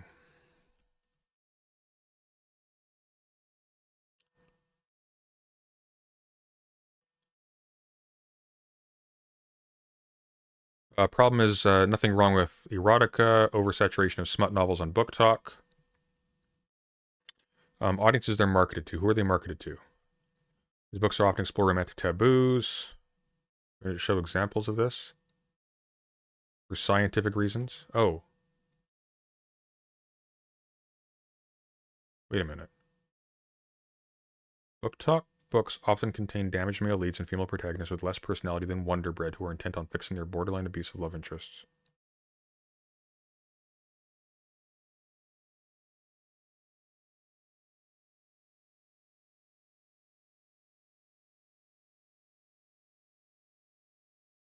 Wait a minute.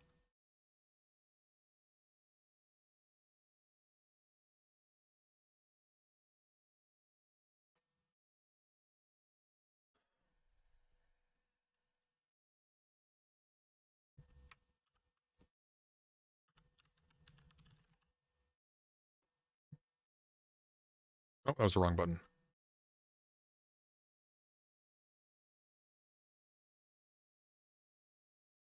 $20.29.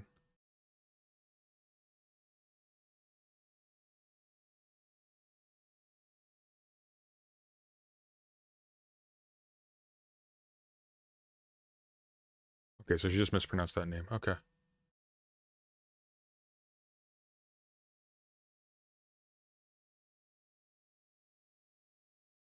Books are supposed to change the way we see the world, make us cry, make us laugh, teach us lessons. However, many books are soulless cash grabs mode by the complicated book TikTok algorithm. Sure.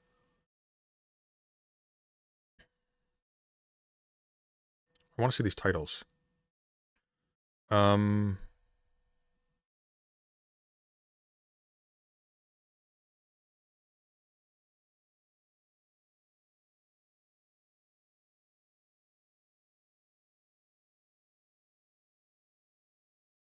Because I don't see similarities between these titles.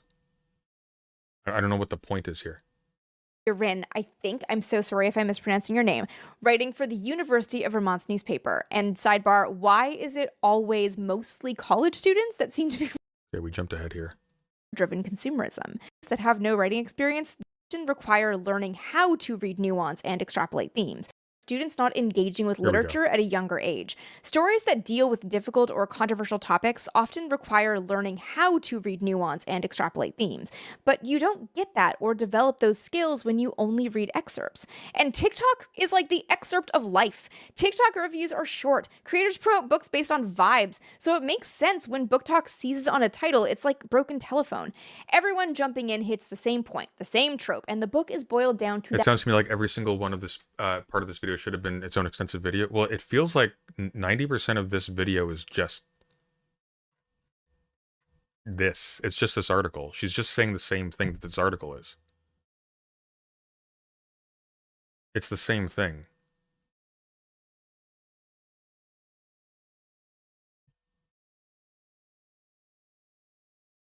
That one element. There's no character development or in-depth discussion. Then authors seize on that trending trope, writing something simplistic that hits what the book talkers promote because of course every author wants sales and that mythical TV deal. And it gets a little bit weirder. And that mythical TV deal.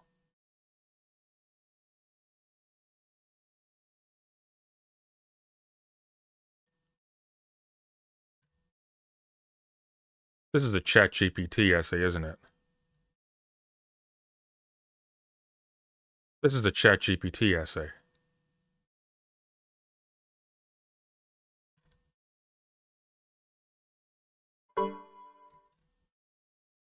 At Core God super chatted $10.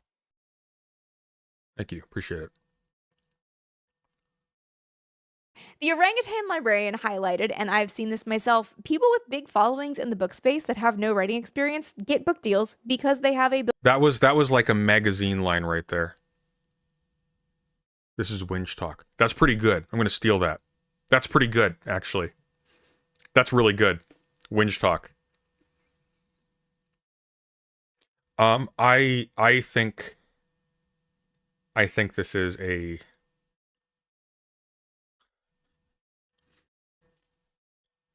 She did not read these to make this essay. That did not happen.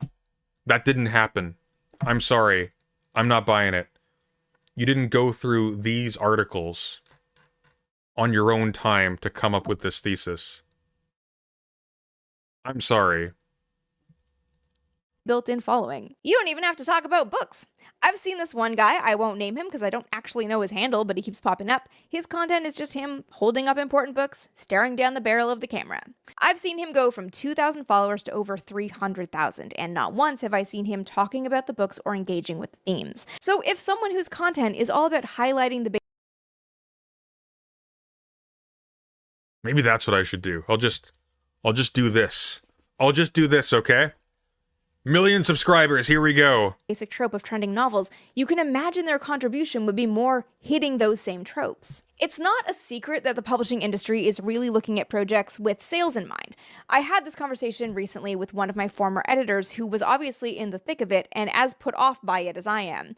Publishers will almost weigh your social following and your ability to make sales more than your idea. And I don't Really? You think that's always been the case?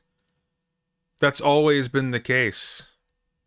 Most of the classical authors that you would put forward as like better than modern stuff were market failures.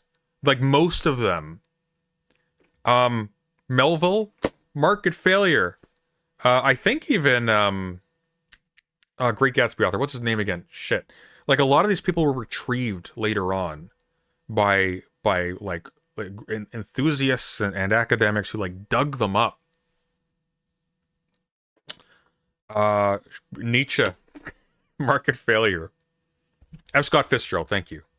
My brain, I can't. It's because of phonics. Okay, I can't remember proper nouns. There's a reason why short story collections exist. Yeah. Like there's a flip side to this, which is like media circulation has also allowed really good books to succeed. House of Leaves. Really good. Really good. You probably wouldn't have heard about it without YouTube or social media. Hey, how many people like actually encountered The Secret History through Book Talk? Because they don't just cover new stuff. They also cover old stuff that's really good.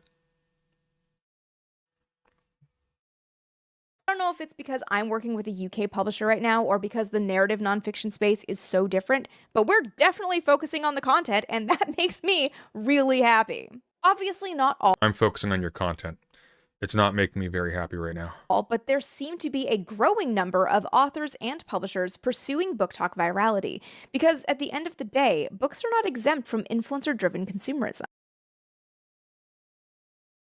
Guys, this is profound. I think she's put her finger on something really important. People publish books to make money. People publish books to make money. This has never happened before. This is a this century issue. You see influencers reading these books talking about how they change their brain chemistry or some sensationalist take to grab attention. You see their aesthetic bookshelves and cozy reading chairs, their halls, their color-coded post-its and pristine notebooks. And you want... This is ChatGPT. You did not write this. You did not write this. Nobody writes like this. This was made by... What's the output rate here? I'm just a little bit curious. Sorry. I'm doing my ChatGPT witch hunt because this merits it. Not very much at all, damn.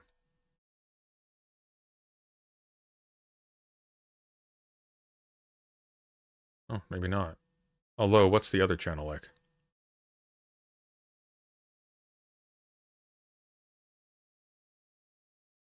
That's interesting. Huh. Weird. Very slow output. I still don't believe this was written by her, but very slow. Weird. Weird. Because this is like super vapid and shallow.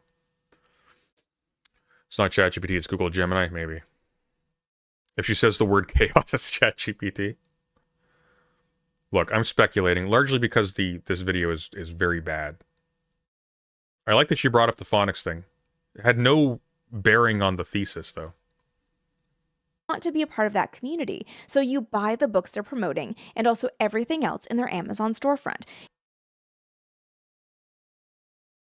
Who does this? You start hoarding Who are you talking about?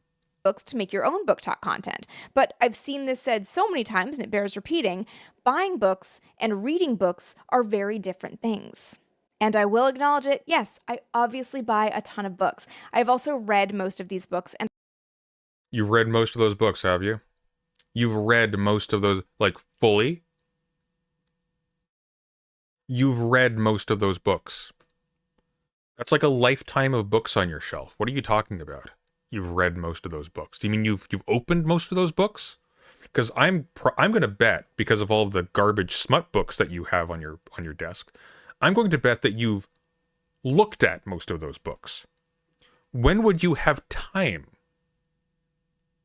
When would you have the time? Because one of the things that happens when you buy books is you start reading them, and then you start reading something else. And then you start reading something else. Then you start reading something else. You come back to them maybe. But they take time to read properly. Novels take time to read properly. You have not read most of those. That's impossible. Have you looked in most of those? I would grant that you probably looked inside all of them at some point. I've looked inside all of these at some point. Would I ever say I've read most of these? God, no.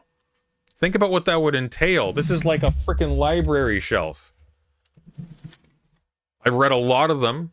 I've probably read more than you have if you're watching this. Have I read all of... God, no. I've read in all of them. Excepting that one. And I reference them all the time for work. And I promise you... You reference them all the time for work? Like all of them?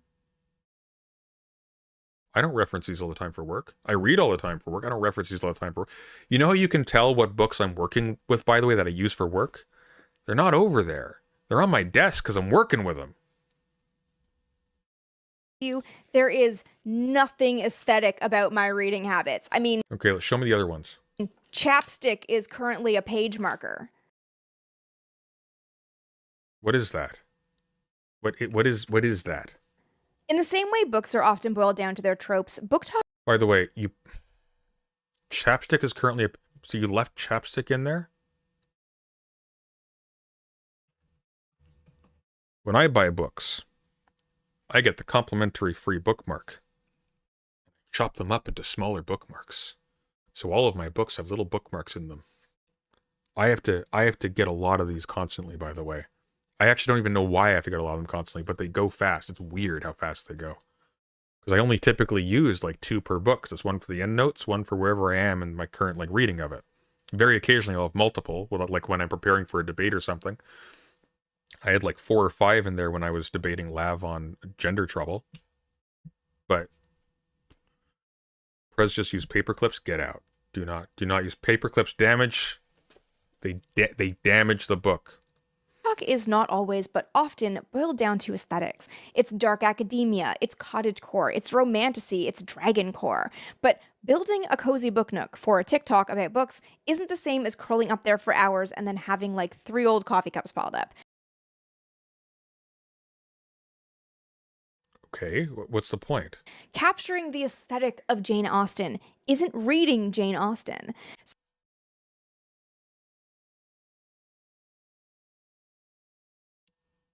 Right. Putting chapstick into your book is not reading the book. Filling a book with notes isn't reading. Here's a question. I don't even know that that's your book.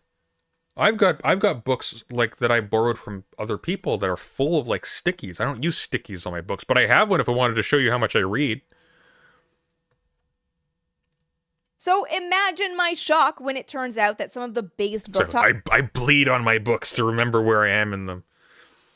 talkers don't read the prose, which I loved the prose in Rebecca so much and hated the lack of prose in Sometimes I Lie, which is why I initially set out to— What do you mean by the lack of prose? The lack of, is it all dialogue?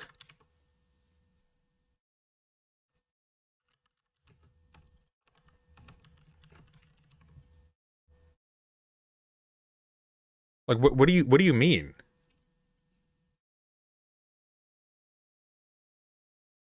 The lack of, was it a poem? Was it an epic poem? Is that what you're saying? What do you mean the lack? Do you know what prose means?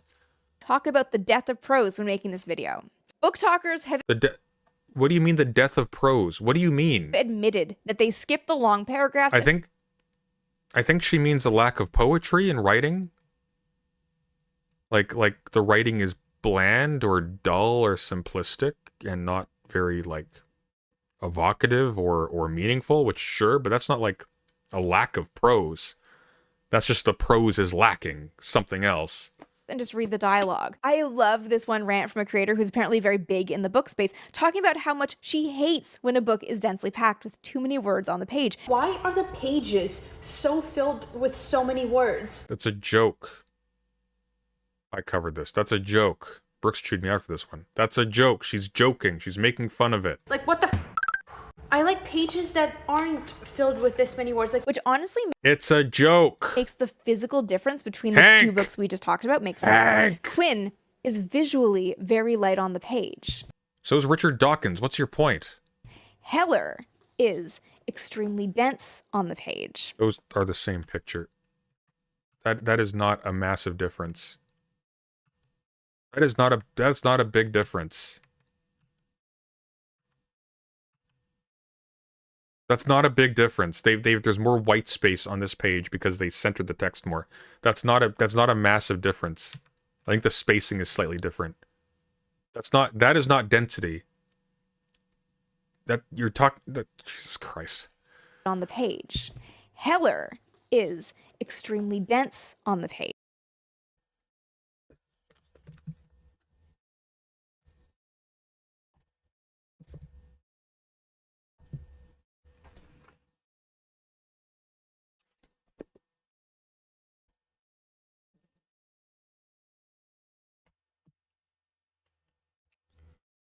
I can't.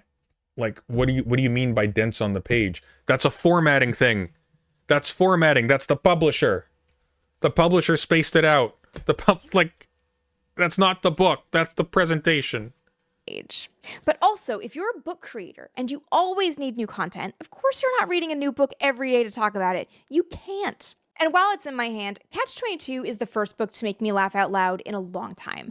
The book strikes this incredible balance between the horror of flying combat missions and humor as the characters just try to make it through the war alive. Wow. Tell me more about the book, but that you couldn't just get from the back cover or from ChatGPT. It's a mix of exceptionally witty dialogue and great prose, but there's about 4 pages of solid prose toward the end when the main character, Yossarian, is walking through a devastated Rome, and you can— She thinks prose.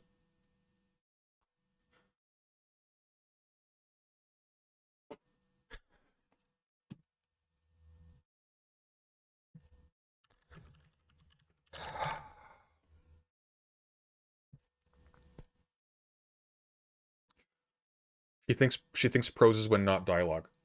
She doesn't know what prose is.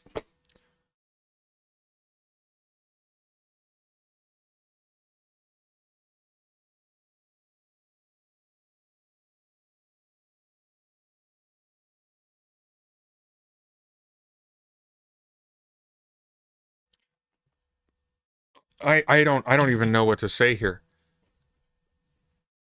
She thinks when Achilles is speaking in the Iliad, that's not prose. And when Achilles is not speaking in the Iliad, that's prose.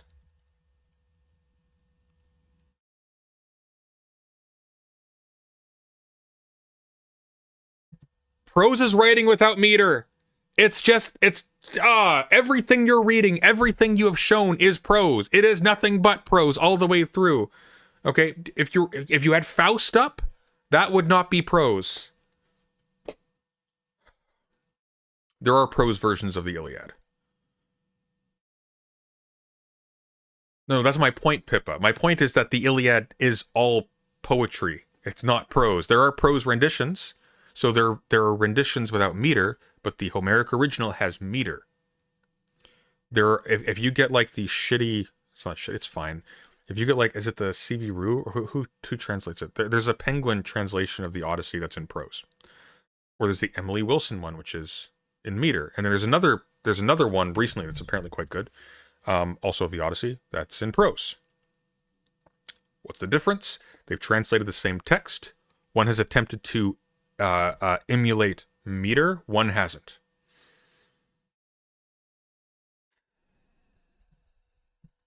Feel that the weight of the war has finally truly settled on him, and it settles on you as the reader and kind of reframes everything you've just read.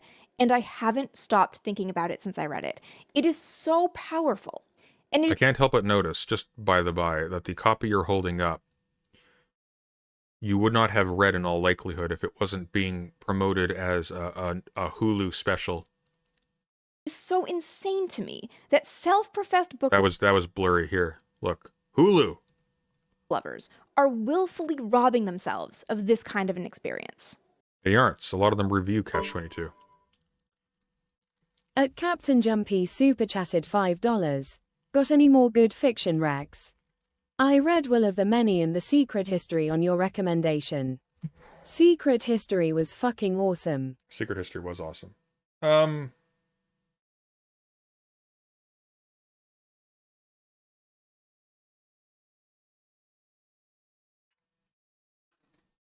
Check out The Name of the Rose by Umberto Eco. I haven't recommended that one in a long time.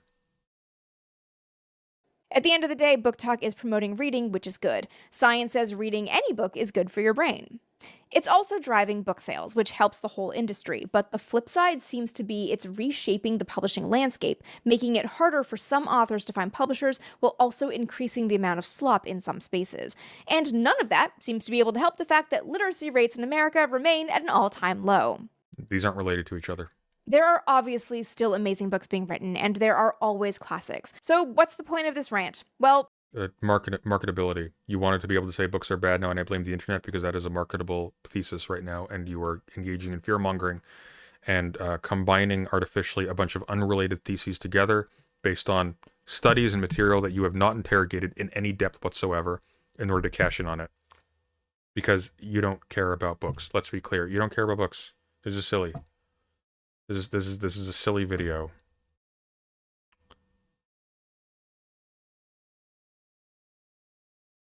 Here's the argument. This is the video that would make sense. Book Talk is wasting people's time with a lot of shitty books by privileged people with no life experience or insights into anything because of the connections that they have. They are using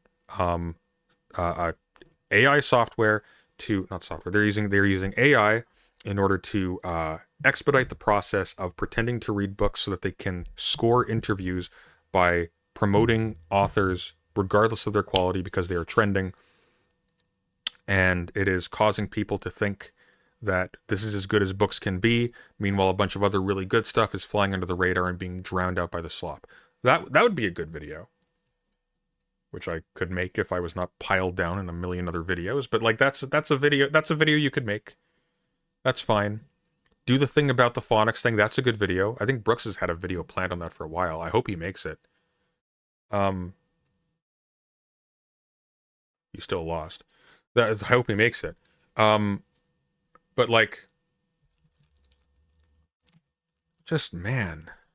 For one, I'm satisfied that I'm not crazy. In some genres at least, the internet maybe did kill prose and is making books worse.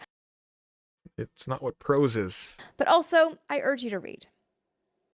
Read what prose means. Go read. Go read. I have book lists organized by I don't hate this person, by the way. I'm sure she's lovely. Just, dear God, this video made me mad. topic in my Amazon storefront, but I absolutely encourage you to go buy books from your local bookstore or a site like IndieBound. That like, there's a flip side to this, which is I don't fault people for doing stuff that makes them money, to a certain extent. I don't fault people for using ChatGPT even. The thing that frustrates me though, is when people are sort of cynically jumping on trends that end up promoting like false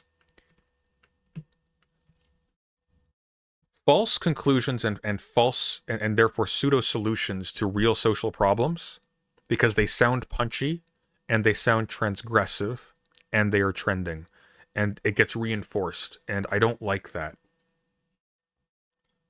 That's a bad thing, because the actual conversation, this is why I really like Angela Collier over channels like this, is because she will look at the study and she'll talk about the study, and she'll talk about its limitations, and she'll break down what does this mean.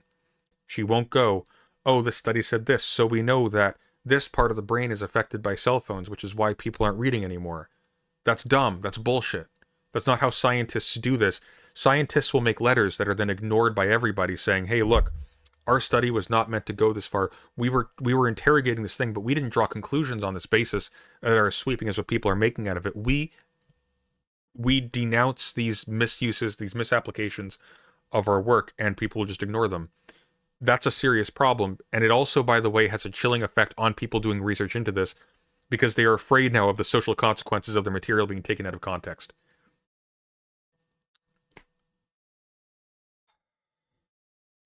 Anywho, we're going to be going on Patreon tomorrow. Tonight I am recording the video essay, and hopefully that will be up Monday morning, and then the next one will be the part 2 of the Bloodborne philosophy video, which will be roughly an hour, like the last one. And then we'll be getting into the mouthwashing one, and then we'll be going from there. A weird long sequence of catastrophes this month. I had a family member in the process of dying currently. I have my editor got injured. And I am incredibly worn out as a consequence of a whole bunch of stuff. So like stuff slowed down. It's coming out now. I apologize.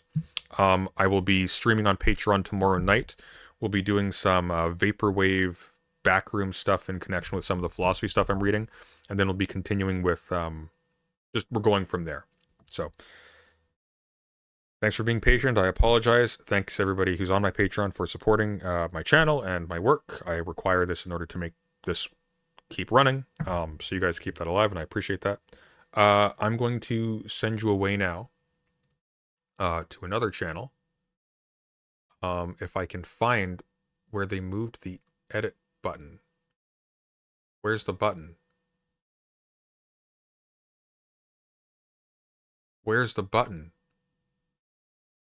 Oh, it's in stream settings. Why? Why? Stop hiding. Stop changing things, YouTube. You had a system. It worked. It worked. Who's live right now? Psycho live? Psycho's never live.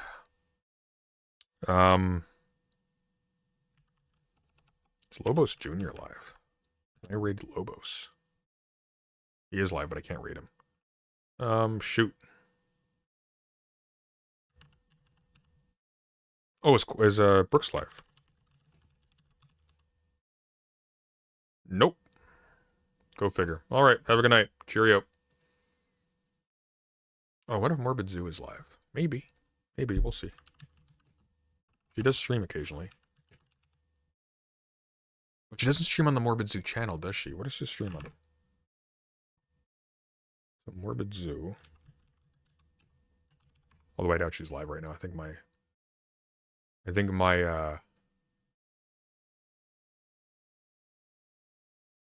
No, it's on that channel. Oh, I don't know. All right, I guess you're just stuck here. Bye. Wait, why are you telling me to wait? Everybody's gone. I said the stream's ending. Always end stream like a boomer. I mean, that's the aesthetic. That's the brand.